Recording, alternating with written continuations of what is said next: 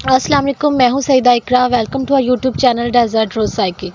हम पढ़ रहे हैं पर्सनैलिटी साइकोलॉजी। हमने लास्ट लेक्चर में 9 to 12 तक के लेसन्स को डिस्कस किया था। आज हम 12 के आगे 13 से स्टार्ट करेंगे, एरिक एरिक्सन से।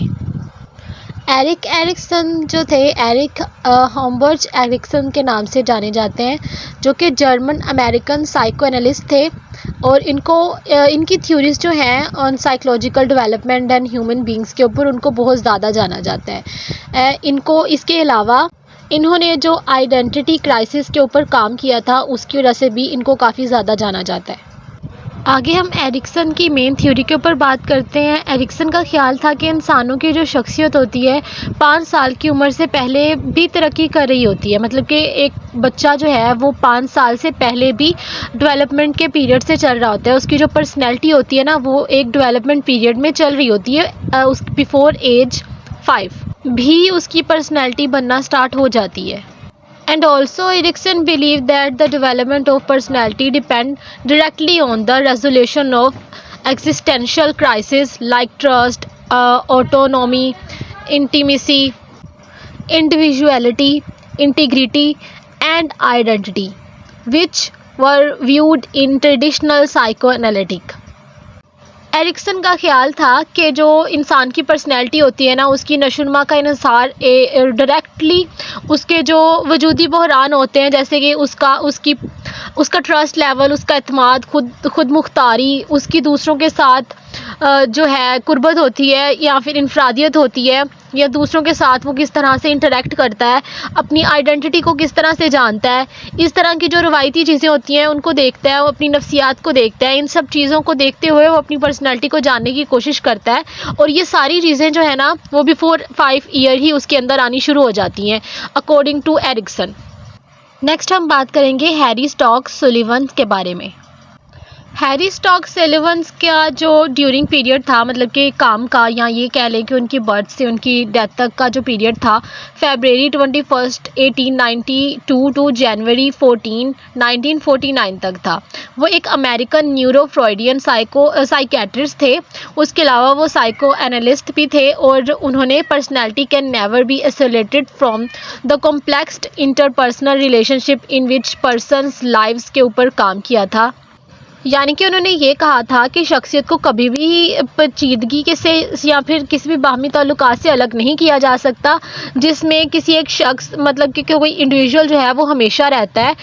इनका ये भी मानना था कि जो साइकोलॉजी की फील्ड या साइकेट्री की फील्ड होती है, ये एक इंटरपर्सनल रिलेशन होता है इसका, under any and all circumstances in which such relation exist. मतलब कि हमारी ये साइकोलॉजी से रिलेटेड जितने भी इंटरपर्सनल रिलेशनशिप या फिर कोई भी सर्कमस्टांसेस या कोई भी रिलेशंस एग्जिस्ट करते हैं, उन सब का हमारी साइकेट्री फील्ड के साथ या साइकोलॉजी की फील्ड के साथ डायरेक्ट लिंक होता है।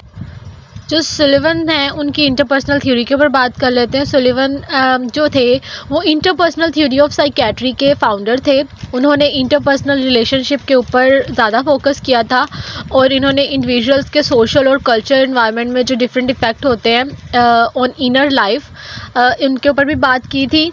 उनका कहना ये था कि ताल्लुकात और अंदरूनी ज़िंदगी में जो इंसान के किसी भी इंडिविजुअल की, किसी भी फ़र्द की समाजी और सकाफ़ती माहौल के अंदर जो उसके असरात आते हैं या उसके इफ़ेक्ट्स आते हैं, उसके ऊपर तवज्जो देना या उसके ऊपर फोकस करना बहुत ज़रूरी होता है। सुलिवन का जो है ये इंडिविजुअल इंटरपर्सनल थ्योरी के साथ, इंडिविजुअल की इंटरपर्सनल थ्योरी के साथ बहुत ही ज़्यादा लिंक है। मतलब कि वो इसके बहुत ज़्यादा फोकस करते हैं इसके ऊपर। सुलिवन ने अपनी इंटरपर्सनल थ्योरी के अंदर सबसे ज़्यादा ज़ोर इस बात पर दिया था कि इंसानी ताल्लुकात की अहमियत क्या है। उन्होंने इंसानी ताल्लुकात की अहमियत के ऊपर ज़्यादा फोकस किया था, ख़ास तौर पर जो सोशल और दूसरे होते हैं, मतलब सकाफ़ती, हमारे कल्चरल और हमारे सोशल इन्वायरमेंट होते हैं ना, उनके ऊपर उसने बहुत ज़्यादा उनके ऊपर भी फोकस किया था। इसके अलावा जो कि इनकी तश्कील में काम करते हैं, यानी उसका ये मानना था कि हमारे जो सोशल और कल्चरल इन्वायरमेंट है ना, वो हमारी लाइफ के ऊपर बहुत ज़्यादा इफ़ेक्ट करते हैं, वो हमारी पर्सनैलिटी को बनाने में हेल्प करते हैं। इंडिविजुअल्स की जो इंटरपर्सनल लाइफ है उसके ऊपर बहुत ज़्यादा इफ़ेक्ट करते हैं, इंटरपर्सनल रिलेशनशिप्स के ऊपर बहुत ज़्यादा इफ़ेक्ट करते हैं। मतलब उन्होंने ये कहा था कि जो हमारे समाजी और सकाफ़ती अवामिल हैं उनका बहुत अहम किरदार है। सिल्वन्स के मुताबिक दूसरों के साथ डिफरेंट वे के साथ बातचीत करना या हमारी अपनी सलाहियतें जो होती हैं, हमारी ज़हनी जज्बात जो होते हैं, हमारी सेहत के लिए किस कदर अहम होते हैं। मतलब उन्होंने ये बताने की कोशिश की है कि हर चीज़ हर इंसान की अलग होती है, उसकी सोच, उसकी सलाहियतें, उसके जज्बात, उसके सेहत के अवामिल वगैरह, हर चीज़ दूसरों से अलग होती है और ये सारी चीज़ें उसके माहौल से, उसके कल्चर से उसके अंदर आती हैं। वो किस तरह से अपने कल्चर को परसीव करता है, अपने सोशल इन्वायरमेंट को परसीव करता है और किस तरह से वो उसको इफ़ेक्ट अपने ऊपर लेके आता है और किस तरह से वो उनकी मदद से अपनी पर्सनैलिटी बनाता है या फिर अपने पर्सनल रिलेशनशिप्स को किस तरह से देखता है। ये सारी चीज़ें इंटरपर्सनल थ्योरी का हिस्सा है। ये वाला टॉपिक यहाँ तक हम ख़त्म कर रहे हैं, बाकी हम नेक्स्ट वीडियो में पढ़ेंगे।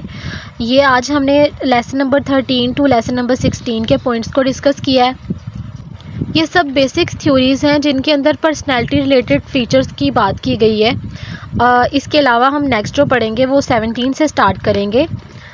शेल्डन्स और मैस्लो की थ्योरीज़ को पढ़ेंगे। बाकी जो आपको समझ ना आए आप कमेंट सेक्शन में वो पूछ सकते हैं।